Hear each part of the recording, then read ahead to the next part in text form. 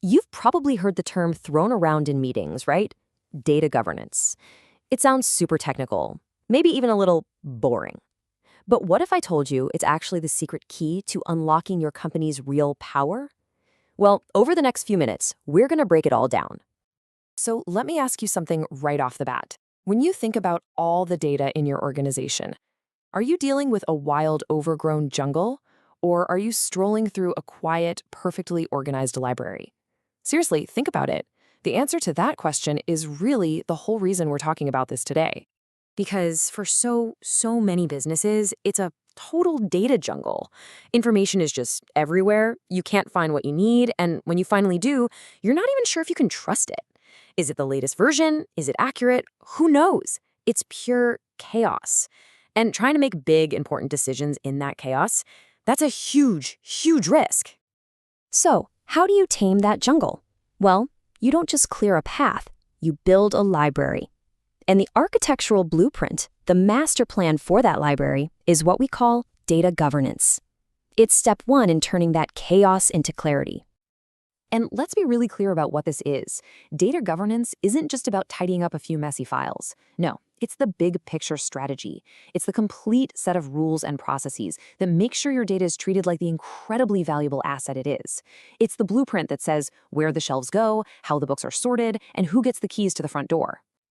So where do you start? Well, it really comes down to three foundational pillars. First, you've got to establish the framework. That's the basic rules of the road. Second, you appoint stewards. These are your librarians, the experts who own and care for specific sets of data.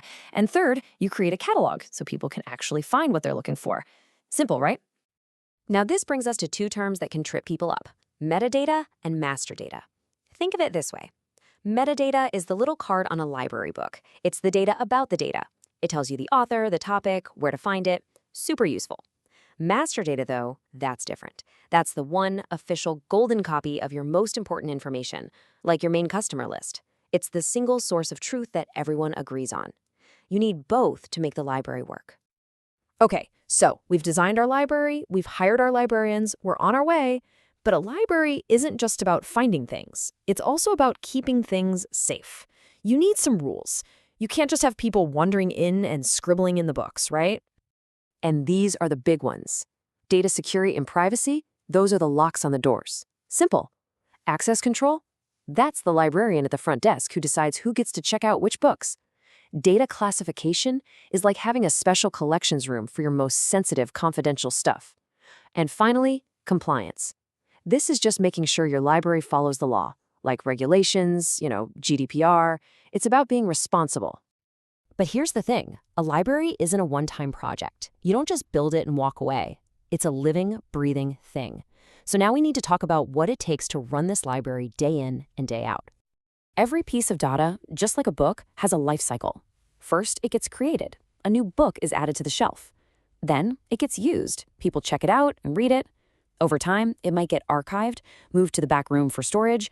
And finally, when it's old and no longer useful, it gets securely disposed of. Managing this whole journey is what keeps your library from turning back into a cluttered jungle. And really, at the end of the day, it all comes down to this. The whole point is to have data that's fit for purpose.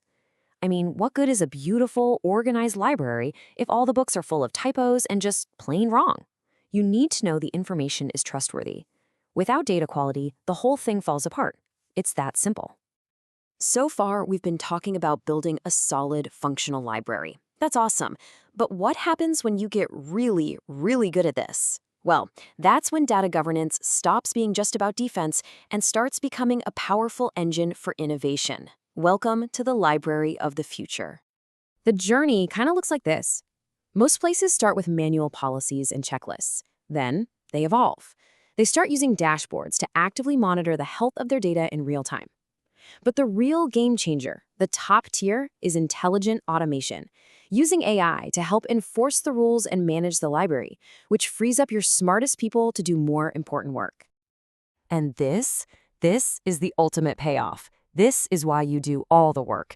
When your data is clean, organized, trustworthy, and easy to find, it stops being a problem to manage and starts being a priceless asset, a gold mine.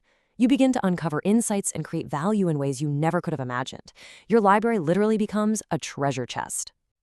So we end right back where we started, but now you see the whole picture. A data jungle tells a story of confusion, of chaos, of missed opportunities. But a well-governed data library, that tells a story of clarity, of trust, of intelligence. It gives everyone the power to make smarter, better decisions. So the only question left for you is, what story will your data library tell?